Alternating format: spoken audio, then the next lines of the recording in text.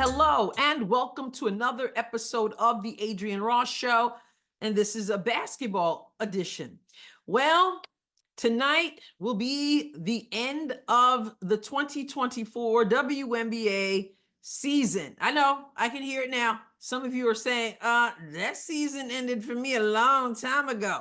That season ended when Caitlin Clark and the Indiana Fever exited the playoffs. And I totally get it. I dig you. I feel you. I have been keeping my eye out, my ears tuned in to what's been going on.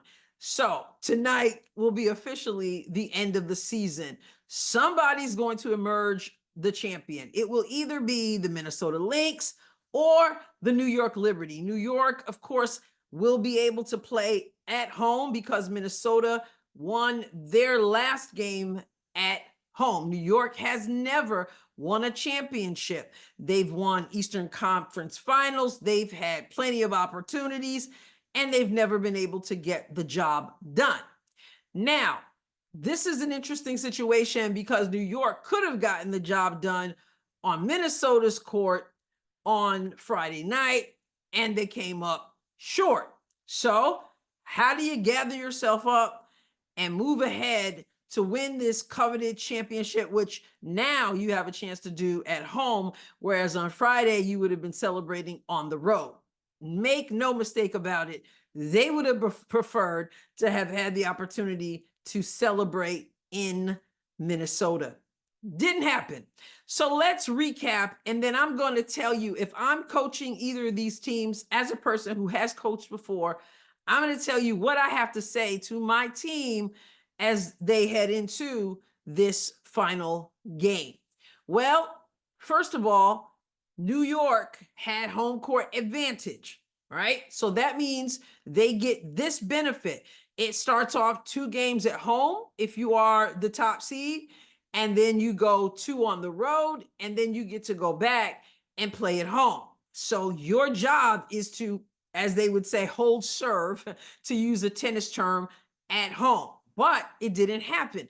After being up 18 points at home in game 1, they ended up losing to Minnesota, who would not go away. And so what Minnesota did was strike first, and Minnesota snatched home court advantage away from New York.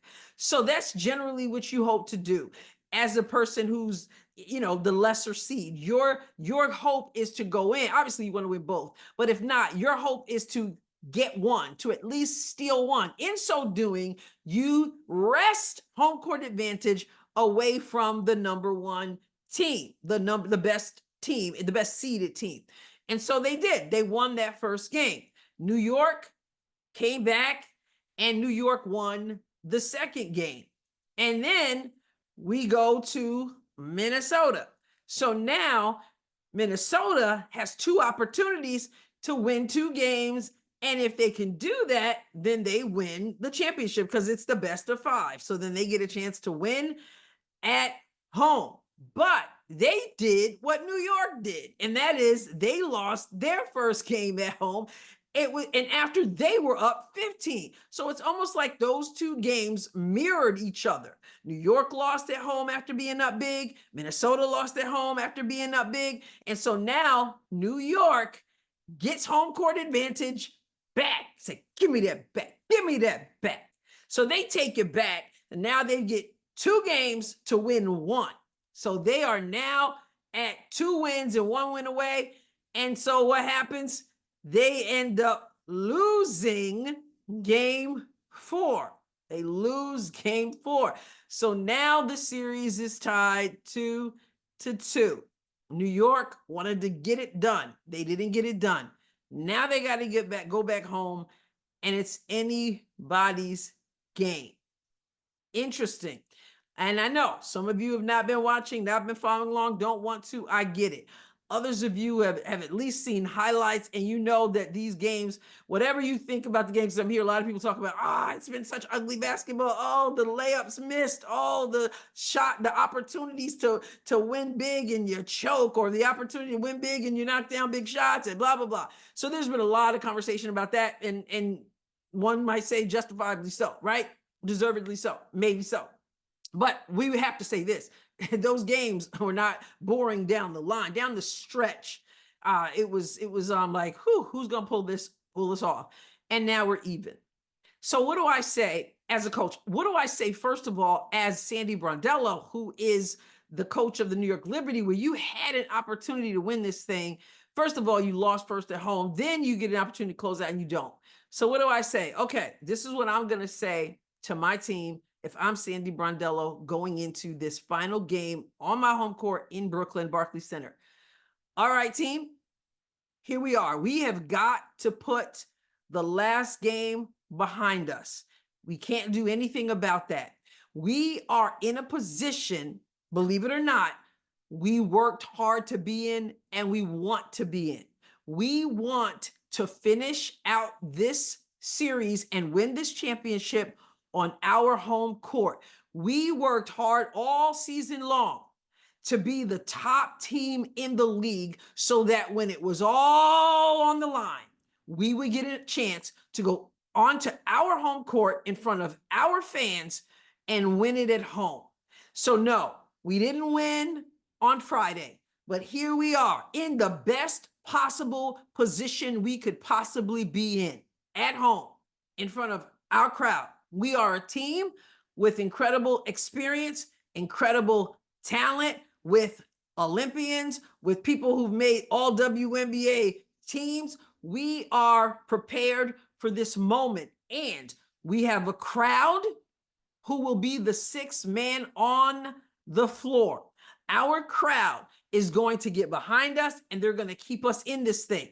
Now, we have to come and do our part. We have to hold serve at home. This is the moment we prepared for. This is the moment we deserve.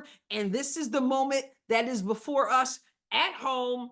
Game 5, winner take all. We know what we can do. We can go on the road and win, which we've done. And we can win at home, which we've all done, all in this series. So now all the marbles are in play. My bet's on you.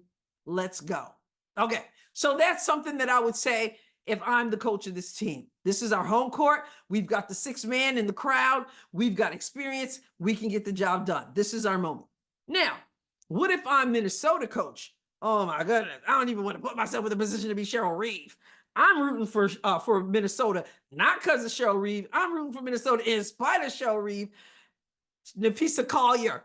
I like Napisa Collier. So I don't have no real dog in the fight, but I prefer that they win. Napisa wins, like Courtney Williams, like her spunk. Reminds me of Kim Perrott from back in the Houston Comet days. So what do I say? Now you're going on the road now. You're going into New York, y'all. You're going into Brooklyn. So if I'm Cheryl Reeve, I'm saying this to my, all right, guys, here we are. Now, we did what we had to do on this court, first game of this series, of this finals. We did what we had to do in the last game at home to get us this opportunity to travel to New York and win it all. We cannot focus on the crowd. It's going to be loud. We cannot focus on Spike Lee at courtside. He going to be loud. We have to focus on doing what we do. We have to focus on doing the things that got us to this point. And as far as going against New York in New York, listen, we struck first in this finals at New York. We know what it is to win in New York. We ain't home anymore. You're not in Kansas anymore. You're not in Minnesota anymore. You're in New York. And so you focus in on what it takes. Now, we won in New York in the first game, but that took coming back 18 down. Understand the stakes are high. You cannot afford, guys, ladies, you cannot afford to get down 18 points to New York on New York's court. That's just the reality of it. A lot of times the whistle doesn't go your way. The bounce of the ball doesn't go your way when you are on the road, and especially when you're in New York. We understand what we're dealing with the officiating. Unfortunately, we cannot control that. There's a whole system, a whole machine behind that. What we're going to do is we're going to be smart. We're going to take care of the basketball. We're going to do everything we need to do. The officials will do what they need to do. New York will do what they need to do. But if we do what we need to do and we don't get down to this team and this crowd, I like our chances. And I tell you this, we're going to go out of here today champions. We're going to go back to Minnesota. We got to celebrate in New York, but we're going to go back to Minnesota and then we'll celebrate big. My bet's on you and you can do the job. Okay, so that's what I've got to say. I've got to let them know. Be honest with them, right? If I'm coaching them, I got to tell them you're not going to get down 18 in New York and hope to climb your way out, because this is different. Game 5, baby. Game 5, everything is different. So again, this is the last game of the season. Whoever wins, whoever loses, it's over. And for many of us, like many of you said, it's been over for me anyway, because I stopped watching, I stopped caring. I don't, Caitlin's not playing. I get it. I get it. But we're going to cover it. I'm likely planning to go live the whole game, if not at least half the game. But I think I'm going to get in there for the full game.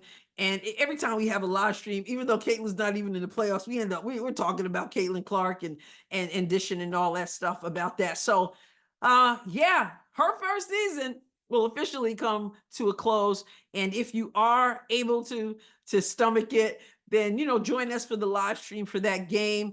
And well, here it is. All right. I'll catch you guys next time, God willing. God bless you abundantly.